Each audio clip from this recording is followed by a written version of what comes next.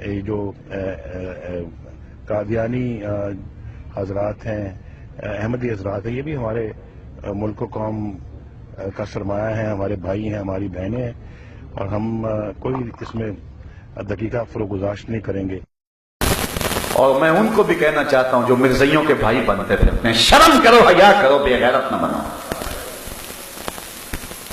مجھے ایک درویش نے بتایا کہ پھانسی کا پھندا پورا آ گیا تھا، صرف 2 نیکیاں کام آ گئی۔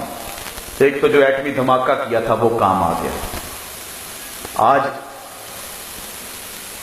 بھول گیا ہے اس کہانی کو۔ اس وقت پھندا بالکل پورا آ گیا تھا۔ یہ مدینے نے بچایا ہے یا مکے نے بچایا ہے؟ اور آج جو کتے مکے اور مدینے پہ بھونکتے ہیں، آج ان کو بھائی کہا جا رہا ہے۔ یہ 4 دن کا تخت و تاج ہے، 4 دن کی کہانی ہے۔ ہم اگر زرداری کو کہتے ہیں اور دوسری طرف گیلانی کو کہتے ہیں کہ اپنا قبلہ درست کرے، ہم میاں نواز شریف کو بھی کہتے ہیں اپنا قبلہ ٹھیک کر دے، اللہ سے توبہ کرے، ورنہ اللہ کا قہر پڑے گا، اس کا غضب پڑے گا۔ قوم نے تیرے سے توقع وابستہ کی ہیں، لیکن قوم توقع وابستہ کر سکتی ہے، لیکن حضور علیہ السلام کے نام سے قوم غداری نہیں کر سکتی۔ تم نے سمجھا کہ جو مرضی کہہ لے قوم سوئی ہوئی ہے؟ ہمارے پاس اس وقت ملک میں بھی لیڈر کوئی نہیں، ہم سمجھتے ہیں ہمیں مجبوراً جو ہے بہت سارے لوگوں کا چکاؤ تیری جانب ہو گیا، اور تو بھول گیا کہ شاید جو ہے کتنا بڑا لیڈرشپ تو کوئی نہیں ہے۔ قوم کی مجبوری ہے کہ لوگ چھوٹی برائی کو قبول کرنے کے لیے تیار ہو جاتے ہیں۔ قوم کی توقع پہ پورا اترنے کی کوشش کر۔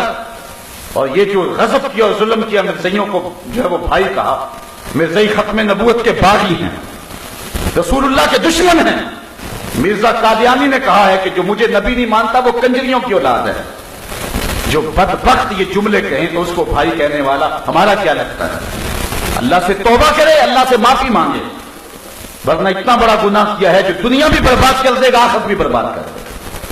یہ تخت و تاج کے لیے لوگ کیا کیا پاپڑ بیل رہے ہیں۔ علامہ اقبال نے اپنا سارا فلسفہ 2 لفظوں میں نچوڑ دیا، حد کر دی قلندر لاہوری نے اور درویش سیالکوٹی نے، فیلسوف مشرق نے، نقاد مغرب نے۔